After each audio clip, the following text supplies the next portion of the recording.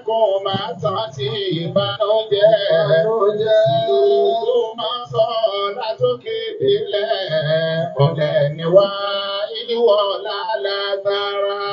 Ọlọ́run dákun máa tán dáadáa àti ọjọ́ kan máa tán sí ìbànújẹ́. Sí ìlú kó máa sọ látòkè délẹ̀. Ọ̀lẹ ni wá ìlú ọ̀la lágbára. Àwọn adab àwọn ẹ̀kọ́ tó wà fún gbogbo ẹni tó bá fẹ́ máa jẹ́ olùpèpè sójú ọ̀nà rere, olùpaniláṣẹ dáadáa, olùsínilọ́wọ́ kò níbi aburú náà gbọ́dọ̀ láwọn ẹ̀kọ́ kan tí wọ́n ti ń káàbọ̀ fún wa. Ètò kan lónìí ni qabla an ya'mura man arada amrahu an yu'arrifahu bil ma'ruf. Síwájú kó tó pààyàn láṣẹ pé kó ṣe dáadáa, fi dáadáa ní màá kọ́ mọ̀ pé dáadáa ni. kọ́ mọ̀ pé lè dáadáa. kọ́ mọ̀ pé dáadáa ni. إذ قد يكون تركه له لكونه لم يعرفه أنه من المعروف. تركه أساسا تيجي أما سي كم كم بينو دادا. ló ti pọ̀. ẹlòmí ọmọ pé yìí kàn yìí dáadáa ni ní òfin ní máa ṣe ọwọ́ àkọ́kọ́ fi mọ̀ pé yìí dáadáa ni kó tó máa fi kama yu'arrif man arada nahyahu 'an al-munkar bi anna ma fa'alahu min al-munkar. kẹ́kẹ́ bó ṣe yẹ kó jẹ́ pé kó fi mẹ́rin tí ń ṣe aburú náà pé n tó ṣe yẹ aburú ni nítorí pé ó lè ṣe é ṣe kó jẹ́ pé ń ṣe nítorí natijan 'an kawnihi lam ya'rif annahu min al-munkar. ó lè ṣe pé tó jẹ́ kó máa ṣe ni pé rìsọ́ọ̀tì pé wọ́n mọ̀ pé aburú ni. mélòó mélòó ti ṣe bí dá àwọn lẹ́kọ̀ọ́ bí dá òun tó kà fún jọ̀sìn. Allahu Akbar. ẹ rán mi létí Sheikh àwọn Aso Rock nígbà tí àwọn náà ti di muqaddam táwọn èèyàn ń gbọ́wọ́ lọ́wọ́ wọn. Allahu Akbar. Sóye àwọn Sheikh wọn ṣàlàyé pé nígbà táwọn lọ Mákà ní 77 sóye ìní lárúbáwá kan wọ́n lọ pẹ̀lú tẹ̀sùbá àwọn lọ́wọ́ tẹ̀ bàbá wọn èèyàn wá sí mọ́kọ́ tẹ̀sùbá wọn pa tí ó lórí tọ̀ríkọ̀ lélẹ̀ wọn níbẹ̀ ni wọ́n ní sí ẹ̀yìn sì gbàgbọ́ pé Salatul Fati ju Kùránì lọ láì mọ iye gan náà rárá àwọn ọgbà wa lárúbáwá yẹn ni àjẹ́ pé ẹ̀yìn sì mọ̀kọ́ dáhùn ẹ padà sínú tírà yín Jawahirul Ma'ani ní péjì báyìí lọ wò ó Sheikh ní báwọn ó ti wá ẹ̀rìmọ̀ pé Sheikh gbùdù gan wọ́n ti stọ̀ rẹ̀ sórí bẹ́ẹ̀ wọ́n ní báwọn ṣe ń dé láti maktaba làwọn kọ́ gbà lọ wọ́n wọ́n maktaba nígbà tí wọ́n aburú mi ẹlòmí ọmọ nígbà tí wọ́n sì báyìí a'udhu billahi minash shaitanir rajim ọwọ́ tí wọ́n gbà ní wọ́n dà nǹkan wọn nù ń jọ́nà ìtí wọ́n máa du Sheikh wa ni pé àwọn èrò táwọn tí wọ́n mú mọ́tò táwọn bá wá pè wọ́n ọlọ́ọ̀bá kọjọ kọ́dá kòkó Allahumma amin. torí náà bẹ́yìn àbá fi lè mọ dáadáa ó yẹ ká fi mọ̀ kó lè bá máa ṣe àkàní wọn máa pàrátẹ ó yẹ ká fi mọ̀ pé nǹkan yìí dáadáa ni ọbẹ̀ kéèyàn sí súnnà Nabi wa Muhammad ọkọ̀ òfin mọ̀ ọkọ̀ mọ̀ pé súnnà ni ọbẹ̀ kéèyàn fi bídẹ̀ alẹ̀ ọkọ̀ kó fi hàn pé tí ń ṣe ìbídẹ̀ ni pẹ̀lú ẹ̀rí ẹ̀sìn lọ́wọ́ sì ká sí mélòó ni táwọn bàbá ń ṣe ní táwọn màmá ń ṣe ní táwọn ọmọ ìyàwó ní ẹ̀sìn ń ṣe tó ṣe pé àwọn fi ń wá aládàáni tí wọ́n sì nípa ìdáni wọ́n sì ń ṣe tọkàntọkàn wọ́n sì fi ń ṣe pẹ̀lú àníyàn dáadáa torí náà tí wọ́n bá fẹ́ sí wọn lọ́wọ́ rẹ̀ kó kì í ṣe pọ́ ọmọ bú wọn kì í ṣe pọ́ ọmọ ké mọ́ wọn ó fi mọ̀ wọn nìkan kó kọ́kọ́ mọ̀ ná pẹ̀lú ẹ̀rí tó fẹsẹ̀ rẹ̀ pé a sì máa kọ́dọ̀ ò ní ṣe wàhálà láti sí wọn lọ́wọ́ rẹ̀ kíákíá.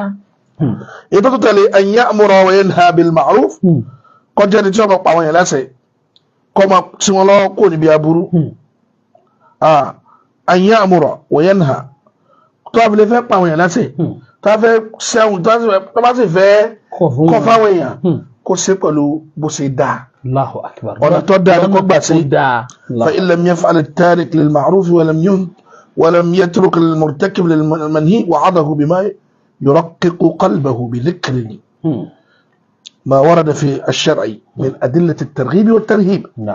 لما طبعا في الإباء يسرق لونه تدع nípẹ̀lẹ́pẹ̀lẹ́ tí ó fi yé tí ó bá wá ṣe ń tọ́ yẹ kó ṣe àbí tí ó pa ń tọ́ yẹ kó pa tì ọ wá ṣe wá sí fún pẹ̀lú tí ó rọ ọkàn rẹ̀ tí ó mọ́kàn rẹ̀ lẹ̀ àwọn ọ̀rọ̀ tí máa lẹ ọkàn lọ́wọ́ bá sọ àwọn ọ̀rọ̀ tí máa jẹ́ kọ́kàn tó ti lé kókókókó rọ̀ ní pẹ̀lẹ́pẹ̀lẹ́ nínú tó wà nínú al-Qur'an al-Karim àti sunna Nabi Muhammad tí ń ṣe ní lójú kòkòrò dáadáa tí sì ń bani lẹ́rù aburú ló fi bá sọ̀rọ̀ fa in lam yahsul imtithal tó bá wá gbìyànjú tí ó bá fi lè ṣeéṣe bẹ́ẹ̀ tí ó gbà tó ti pàṣẹ púpọ̀ lẹ́ istamala ibarat at-ta'nib wat-ta'fif wat-ta'nif ọwọ́ ọlọ́run gbólóhùn tó lé díẹ̀ fún pé aláìgbọràn ni wọ́n ni wọ́n sì bẹ̀rù ọlọ́run alábùkù ni ọ èèyàn rádaràdà ni wọ́n yìí ọwọ́ ọlọ́run gbólóhùn tó lé yún wal-ighlaz fi al-qawl ó lè kókó mọ́ nínú ọ̀rọ̀ fa in lam yanfa' dhalika ghayyara al-munkar biyadihi tó bá jẹ́ pọ̀ wà ní àwọn aláṣẹ tó ṣe pọ̀ láṣẹ lórí rẹ̀ tí ó bá wá tó gbà ó lè fi túláàsì agbára ọwọ́ rẹ̀ gẹ́gẹ́ bí ọmọ gẹ́gẹ́ bí ìyàwó gẹ́gẹ́ bí àbúrò gẹ́gẹ́ bí ọmọṣẹ́ gẹ́gẹ́ bí tó wà lábẹ́ rẹ̀ tó níkapá lórí rẹ̀ ó lè wá lu ọwọ́ ń gbà wọn. fa in ajaza istadhara alayhi bil hukumati aw bil ikhwan tí ó bá wá ṣeéṣe ó lè lo agbára ìjọba èmi tí wọ́n bá ń ṣe ìjọba ìsìláàmù náà amúnimóògùn torí náà ìjọba yìí gan alágbà nínú pé tí ìjọba fi lè dá sí gbogbo àwọn dáadáa wọ̀nyí yóò tún dá sí yóò lágbà tí ìjọba fi lè dá sí gbogbo táyà àfáà tẹ́ ń ṣe wáàsí táwọn èèyàn gbọ́ tí ìjọba fi lè dá sí kíá làwọn èèyàn gbọ́ torí pé Ọlọ́run bá máa yí padà pẹ̀lú agbára ìjọba kíákíá ẹni tí Kùránì ò yí padà lọ́gọ́rùn ọdún tẹ́ bá ń ṣe wáàsí pẹ̀lú Kùránì ẹ má ṣe báyìí má ẹ má mutí má ẹ má jalè má ẹ má ṣe sìnà má àwọn èèyàn òye ṣe wọn òye jalè wọn òye mutí pẹlẹbẹ ni kódà wọn ti wá ṣe kan nǹkan mọ máa nílùú yìí nínú lẹ́dà èyí tó máa dàbí ice cream. pẹlẹbẹ wọn tún ti wọn rí fọ́ọ̀mù rẹ̀ nù. àwọn fúnra tẹ́ẹ̀bá nínú lẹ́dà èyí tí mẹ́nu lẹ́dà báyìí àwọn sachet báyìí ebi ọmọ pọ́tì ni. àwọn fúnaga nù. èèyàn wọn bá fúnaga o. Funagao tẹ́yẹ̀ bá mú yọ fún àjàyà yọ máa fúnà ní ibi tí ó ti sí gọ́tà yọ máa já. ọlọ́lọ́ yọ mí lọ́kẹ̀lẹ́ wá fẹ́ pọ̀sẹ̀ bí bóyá àwọn yóò tí wọ́n máa tàn lé àwọn bí kíní kan pé lolis nígbà kẹtẹ bá rántí náà ni yóò tí mo bá ní kí n ra púpọ̀ lọ fáwọn ọmọ lọlé ẹbí ọ̀pọ̀ tí ni wọ́n kọ́kọ́ wù yí pé àbá àṣẹ máa. àṣọ títí ẹni torí náà títọ́ ọmọ dá sí ẹni bá tó mutí àbẹ́ni bá tó ta ọtí abẹ́ni bá tó sílé ọtí á tì mọ́lé torí nínú tí ń ba ẹ̀kọ́nọ́mì ìlú jẹ́ ọtí wà mẹ́. iná ni gbogbo owó tó yẹ kó fi tọ́jú ìyàwó kó fi tọ́jú ọmọ ọtí ló fi mú. in tó ń pa ẹ̀mí kò kéré ọ̀pọ̀lọpọ̀ dírẹ́fà tẹ̀lé tí ń kónú kòtò ẹ̀sìn ìwádìí ó ti gbà á ní tẹ̀sán. àtàwọn sìgá. torí náà èèyàn ó lo agbára ìjọba. fa in ajaza an taghyir al-munkar biyadihi wa lisanihi bi an khafa ala nafsihi lẹ́yìn ọba rí aburú ìyípadà bí gbogbo ẹ̀ ṣe dojúrú tó rí yìí àrí yípadà tá a bá ṣe wá sí wọn gbọ́ a sì lágbára àti lọ́wọ́ tọ̀ àwọn ẹ̀sìn àbọ̀lẹ̀ kó bàjẹ́ ọmọlúwàbí ẹ̀ tí ẹ bá ní yàn sọ̀rọ̀ jù wa kana la yutiqu as-sabra ala ma yanaluhu tó bá jẹ́ pé yóò lè fara da irú ìyà tó lè jẹ́ àbírú àbùkù tó lè ká látara pé ń ṣe wáàzí iktafa bi taghyir al-munkar bi qalbi èyí ó fi ọkàn rẹ̀ kọ́ ọkàn yẹn èyí ó kórè dàntí wọn sí ọlọ́run ọba ọmọ pé in nífẹ̀ẹ́ sí aburú táwọn èèyàn ń ṣe yìí eléyìí mo sọ pé kíláàsì tọ́pọ̀lọpọ̀ wá wà nù nìkan lè rọ̀ṣù sọ́lẹ́mù tó pàdé mi sọ pé man ra'a minkum munkaran ẹni bá rí aburú nù falyughayyirhu biyadihi kó fi ọwọ́ rẹ̀ yí padà fa in lam yastati' tí ó bá sí nínú àwọn kàtígórì tó lè fọwọ́ yí padà fa bilisanihi kó fẹnu rẹ̀ yí padà kó ṣe wáàsí fa in lam yastati' tí ó bá sí nínú kàtígórì àwọn tó lè ṣe wáàsí fa bi qalbihi kó fi ọkàn rẹ̀ yí padà kó fi kọ́ Ànábì ní wa dhalika ad'aful iman eléyìí lọ kéré jù ló fúyẹ́ jù tọrọrùn jù fún everybody kẹsẹ kọ báyà tó o bá ṣe pé bẹ́ẹ̀ ni rẹ lẹ o lálálálá ìmánì tó lágbára náà lọ́kàn fi kọ́ ìmánì tó ní agbára náà lọ́kàn rẹ fi kọ́ tọ́lá ẹnìkan tún sẹ́yìn sọ pé eléyìí ni ìmánì tó lẹ Ọlọ́run à ń sáájú ọkùnrin bí ìmánì tó lẹ gbàgbọ́ yẹ kí o ìtumọ̀ ní pé ad'aful iman ìmánì tó fúyẹ́ jù tó rọrùn fún oníkálukú tẹ́nìkan kò láwùjáre tí òjò sí ó fúyẹ́ láti fọkàn kọ̀ọ̀kan eléyìí sì fi ẹ̀pọ̀ ní ìmánì ni eléyìí ní ṣókí nípa ntọ́rọ̀ adab àwọn ládàbí àtàwọn ẹ̀kọ́ tẹ́ni tí ó bá máa pàṣẹ fáwọn èèyàn kan máa ṣe dáadáa tí ó máa ṣe wáàsí fáwọn èèyàn láti sí wọn lọ́wọ́ kúrò bí aburú ó yẹ kó ná láwọn ẹ̀kọ́ wọ̀nyí èyí táwọn abọ́ sí ní sí ni alfaslu sabi' ashar faslu number 17 ìtàpẹ̀ ní mẹ́tàdínlógún al-imanu bi wujubi mahabbati ashabi rasulillahi sallallahu alayhi wa sallam. ọ̀rọ̀ yẹn ní ká ní ìgbàgbọ́ pé ọ̀rọ̀ yẹn ká ní ìgbàgbọ́ pé ọ̀rọ̀ yẹn ní ká nífẹ̀ẹ́ àwọn sahaba nabi wa muhammad sallallahu alayhi wa alihi wa sallam radiyallahu anhum wa ardahum ọlọ́run ti yọ́nú sí wọn ọlọ́run ti nífẹ̀ẹ́ wọn ànábì wa muhammad ó nífẹ̀ẹ́ wọn àwọn tí wọ́n pọ̀ wọ́n lé wọn nífẹ̀ẹ́ wọn àwọn ẹni tí wọ́n jó nímọ̀ dáadáa láyé wọn nífẹ̀ẹ́ wọn àwọn tàná nífẹ̀ẹ́ wọn àwọn tòní nífẹ̀ẹ́ wọn tí wọ́n bá sọ pé àwọn lọ́tà títí ẹ ọ̀tá wọn náà lọ́wọ́ gbòdìdì lọ́la kìíyà. nǹkan sì ṣe àwọn sọ̀hábà ànábì òkè ni gbogbo ẹni tó bá gùn ó ní kọ́kọ́ gùn pẹ̀lú àlàáfíà tó bá ti wá gùn ó jàbọ̀. ó tiẹ̀ ti jábọ̀ ti pẹ́. ó jàbọ̀ ni. torí náà tí wọ́n bá ṣẹnu yẹpẹyẹpẹ lórí àwọn sọ̀hábà Ànábì wa Muhammad táà ni wọ́n ìwọ wo ìwọ tani ìwọ wo kí lọ jámọ́ jámọ́ kankan lẹ́gbẹ̀ẹ́ sàhábà wàláhì àwọn sàhábà bàbá rẹ̀ jámọ́ kankan wájú sàhábà bàbá rẹ̀ jámọ́ kankan wájú sàhábà Ànábì wa Muhammad sallallahu alayhi wa alihi wa sallam àwọn tó ní wọ́n ga wọ́n tóbi àmọ́ lẹ́gbẹ̀ẹ́ sàhábà Ànábì wa Muhammad wọ́n jámọ́ kankan wàláhì summa billah khayrul quruni qarni thumma alladhina yalunahum thumma alladhina yalunahum inta Ànábì wa Muhammad sallallahu alayhi wa alihi wa sallam inta sọnù ìwọ tani wọ mélòó ni ọ kí lọ jama kankan bàbá rẹ jama kankan lẹ́gbẹ̀ẹ́ sahaba Nabi Muhammad àpọnlẹ ni mọlá awusa ń jẹ àpọnyin lẹni ẹwà lẹ́yìn àwọn ẹ ti gúnjire kọjẹrẹ ẹ ti tayọ àlà ẹ ti sase jù orí náà àwọn sahaba Nabi Muhammad Imam Tahawi ó ní hubbuhum iman wa dinun wa imanun dinun wa iman wa hubbuhum kufrun wa nifaq kọba kórìíra àwọn sàhábà ń bẹnu wa kèfèrí ń bẹnu wa munafiki ẹ ṣẹ̀ṣẹ̀ mẹyẹ bọ lápò ni torí pé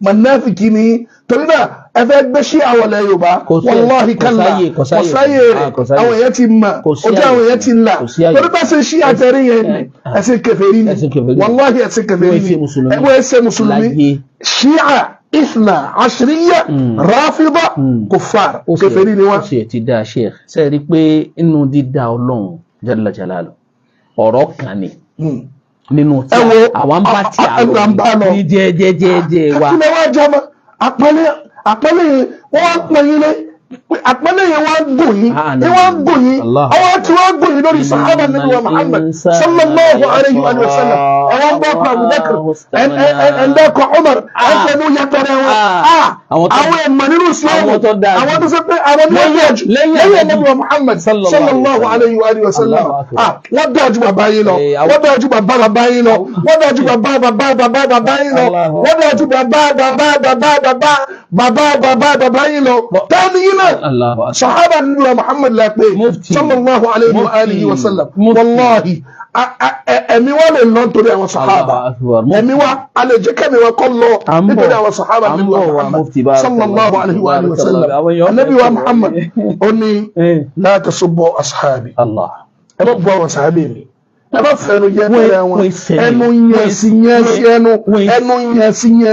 ẹnu yẹpẹ ẹnu ká bá fi bu àwọn sahaba Nabi wa Muhammad anabi ni ẹ bá bu àwọn sahaba mi fawalladhi nafsi biyadihi mo fi ẹni tí ẹ̀mí mi ń bẹ lọ́wọ́ rẹ̀ mo fi búra law anfaqa ahadukum mithla uhudin dhahaban ma balagha mudda ahadihim wala nasifa mo fi ẹni tí ẹ̀mí mi ń bẹ lọ́wọ́ rẹ̀ búra kálẹ̀ nìkan nù yín yóò wá gbé ntọ́pọ̀ tó òkúta Uhud tọ́wọ́ ajá góòlù wúrà tó fi ṣe sàárà òkúta Uhud ń lọ bí 17 kìlómítà ní gbogbo rẹ̀ ní fífẹ̀ rẹ̀ ń lọ bí kásáré bíi 3 kìlómítà ọ̀sàgbò ní 17 kilometers. Allahu Akbar.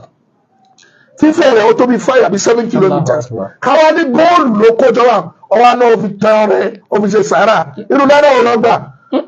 lẹ́yìn tó nípa ni tọkọ tó ẹ̀kúnwọ́ sàárà kan àbí ìdájì ẹ̀kúnwọ́ alẹ́dùn wọn sọ tí wọ́n nà kọ̀sọ́ wọn sàárà nà onímọ̀ blọ́gà ni wọ́n nà báwọn bá bu yẹn ni ó ti sáàbù tiẹ̀ àdébí ọ̀wá sọ pé táwọn nà ní sọ̀hábà Nábì wa Muhammad yẹ bá ṣe pé ẹ̀fẹ́ sórí ibú ẹ̀yẹ́fẹ́ bàjẹ́ ẹ̀yẹ́fẹ́ sọ́fò ẹ̀yẹ́fẹ́ dìlẹ́ ìyẹ́ọ̀nà nínú àwọn kèfèrí nínú àwọn ọmọdé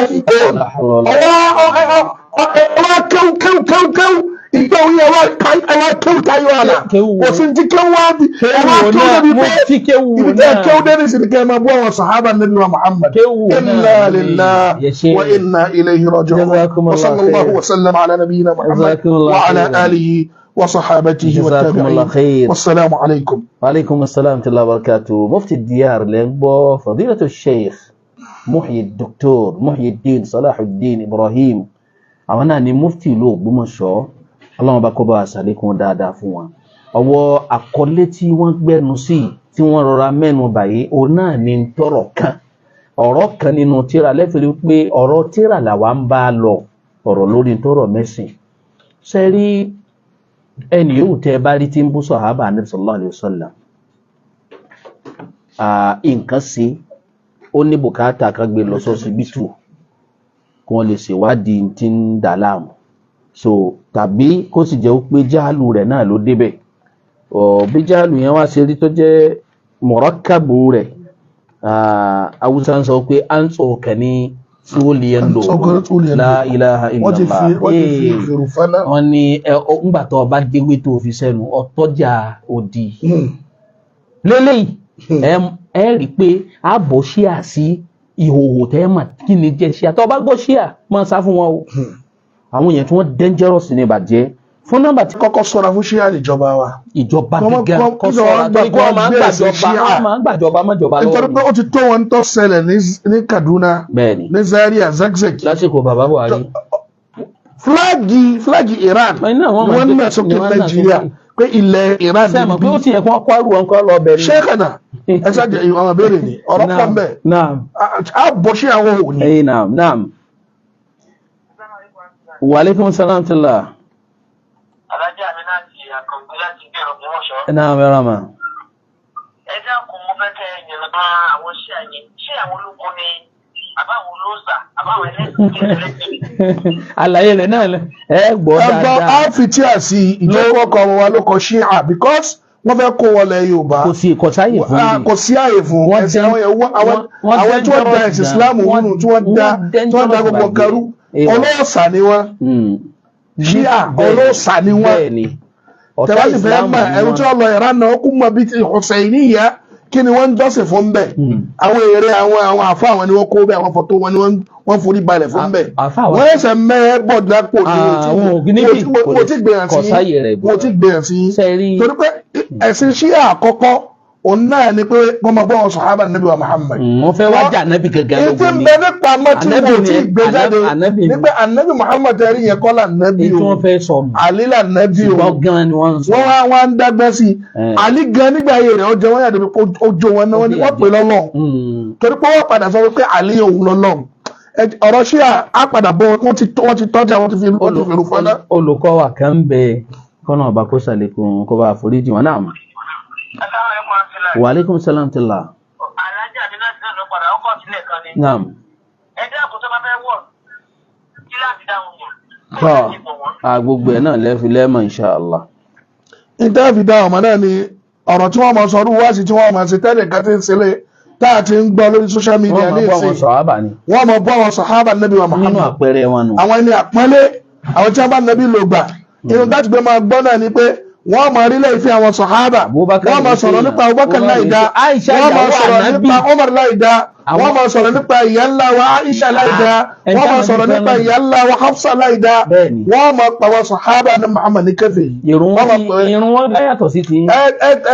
ìdílé àwọn Yorùbá ìdá kọ̀ọ̀kan máa fi dá wọ́n ẹ̀ṣẹ̀ mọ́ mọ́ ìgbàtà tí wọ́n ti kọ́kọ́ bú Abu Hurairah ló ti yẹ ká ara máa fún yín tí wọ́n pè ní dẹ́ndẹ̀wù rẹ̀ tí wọ́n pè lálátẹnujẹ tí wọ́n bú Muawiya ló ti yẹ kára máa fún yín pé a sì wí àwọn ìgbà pé ṣíà bàbá ìfẹ́ gbé wọn Nàìjíríà ṣíà bàbá ìfẹ́ gbé wọn lẹ Yorùbá ṣùgbọ́n kò ní sọ́nà pẹ̀lú ògbọ́ ọlọ́mọba á tó àṣírí ṣíà débi pé bẹ́ẹ̀ bá fi lè gbó kọ́ wọn gan tó bá fi lè gbó kọ́ wọn gan yóò lè bẹ́ orí wọn bẹ́ẹ̀. torí náà àwọn ṣíà wọn ṣe mùsùlùmí o wọ́n ṣe mùsùlùmí Yahudi ọbẹ̀tà wọn Nasara ọbẹ̀tà wọn. wọ́n fi ní gbogbo ọjà tí wọ́n láwọn bá Israẹli ìjọ drama ni wọ́n ṣe drama ni wọ́n ṣe àwọn kèfèrí ń bá ṣẹ́gbùrù wọn mọ́ ní sinam. Naam. Wa alaikum salam. Ẹ pa rédíò yín ẹ̀dá kò ká lè bá gbọ́ yín dáadáa. Ẹ pa rédíò. Naam.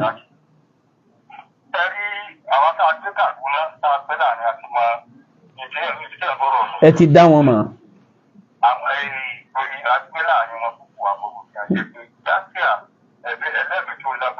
Ẹ̀mí èṣù ń bẹ pẹ̀lú wọn. Àwọn òkànṣe ẹ̀sáyè fún wọn bí àkọsẹ́ àyè fún wọn rárá wọn ò lè rí àyè bí. Apá ìjọba ò ní ká wọn mọ́. Apá ìjọba ò ní ká wọn mọ́. Ẹjọ́ fẹ́ gbé wọn Nàìjíríà nù a sì ní gbà. Ẹ ṣeun gan sẹ́yìn. Ẹjọ́ fẹ́ gbé wọn Yorùbá nù a sì ní gbà. Kì í wà sẹ́sìn ni wọ́n ń ṣe. Pọfẹ́sọ̀ Akànbẹ nígbà tá a ti masters ní Sokoto. Pọfẹ́sọ̀ YY Sheikh Shakir Mama. Pọfẹ́sọ̀ YY àwọn wá ṣe rè áṣà musabaqah kan tí wọ́n fẹ́ ṣe ní Iran ti Kùránì ni wọ́n wá wà nínú àwọn tí wọ́n lọ. Bàbá táwọn wí kì í ṣe káwọn náà lẹ́sìn lọ títí o. Torí pé ẹ bá wọn fárun gan wọn ṣe fẹ́ ṣùgbọ́n nígbà tí wọ́n ń sọ̀rọ̀ wọ́n ní àwọn Iran yẹn ṣe mùsùlùmí o. Àwọn débẹ̀ ẹ ní gbọ́ kí wọ́n pèrún lù wọn. Ẹ sọ mọ́sálásí ṣíà kan nílẹ̀ Haúsá tá a mọ̀. Ìbílẹ̀ Haúsá ni ṣíà pọ̀ sí. Ṣé wọ́n ní mọ́sálásí? Kò sí. Wọ́n kírun. Hùsàìníyà wọn máa ní. Wọ́n sì máa bọ́ sàárè. Wọ́n bọ́ sàárè mi. Wọ́n bọ́ sàárè mi. So látàrí ilé wọn ìfòlòmí náà ẹgbẹ́ sọ́wọ́ di kẹfẹ́ yìí. Ẹgbẹ́ gbé sí àwọn sílẹ̀ Yorùbá. Kò sí ààyè fún yín. Kíjọba bá dáhùn sí o. Kò sí wàhálà. Wọ́n fẹ́ gba ìjọba orílẹ̀-èdè gan ni. Kíjọba tó dáhùn sí àṣírí wọn tù. Àwọn èèyàn yóò yá àwọn èèyàn. Naam, alaikum salaam. Naam, wọ́n ti ṣe. Naam.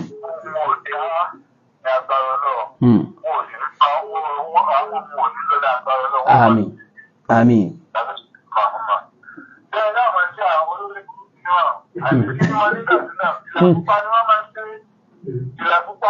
Àbí kí wọ́n wọṣọ dúdú kí wọ́n sì mú èkísà pupa kí wọ́n fi wérí. Bẹ́ẹ̀ ni ẹ̀sìn gbogbo ibi tí wọ́n bá wà lóòótọ́. Gbogbo ẹni bá fi lè mọ̀ ọkọ̀ mọ̀ tó àṣírí wọn èyí tí wọ́n fẹ́ gbé wá fún wa nù. Ẹni tí ń sọ̀rọ̀ tí ń sọ pé àwọn ṣe àtọ̀ àlì làwọn. Kápẹ́ gbogbo ẹ̀ lè fún ní rudud ẹ̀ ń dákẹ́. Dídákẹ́ àwọn èèyàn dákẹ́. Ẹ máa wo ohun tí wọ́n máa ṣẹlẹ̀ dákẹ́ níbo ibi tí wọ́n gùn yẹn ibi tó gbà ní. Wọ́n ti gogi ré kọjá ewé. Wọ́n ti jábọ̀ gidi. Ọ̀rọ̀ pé kò sí rudud ẹsẹ̀ gbàgbé eléyìí ẹ máa wòran àwọn rudud tí ń ṣẹlẹ̀ kò tí nǹkan kan ò tí ì lọ o.